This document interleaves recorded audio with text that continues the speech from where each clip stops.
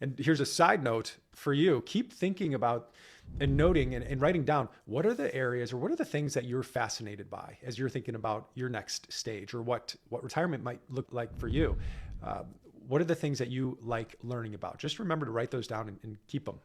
Keep that list. So John and I, we did a little bit more mapping out of these possible scenarios and what could be.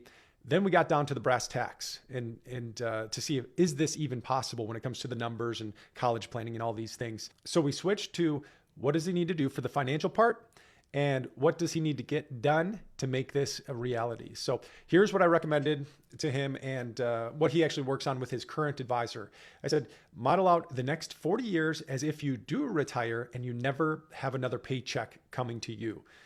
If this is possible, it makes it so much easier to just be picky about what's next. So if you could do a plan and kind of see that you've seen the graphs before, if you don't have to rely on income and you could actually make this work, then you really get to, like I just said, be picky and choose the thing that's absolutely best for him. And then I said, if you can do that, then it allows you to choose your focus on what you're good at, what you love doing, and what the world needs.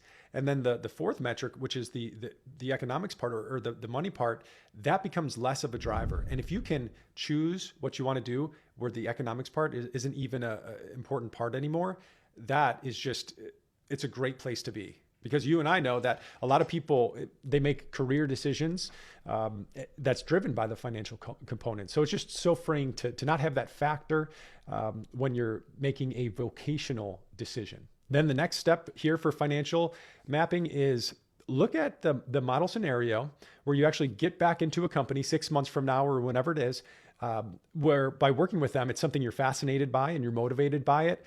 And you actually earn an income, say for another 5 years. You work for another 5 years or 10 years, whatever. You could look at the what if scenarios. How does that actually impact the plan? And the goal for him is to work because he wants to, not because he has to. And knowing that he could stop at any time, it's really a freeing feeling.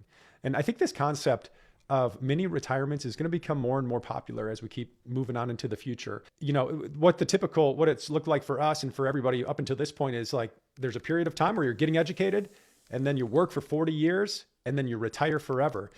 Maybe moving forward, it's going to be, you get educated, you work for 15, 20 years or some period of time. And then there's a mini retirement where you get re-educated and you gain mastery in another field or an emerging field that interests you. And then you go back to work for a period.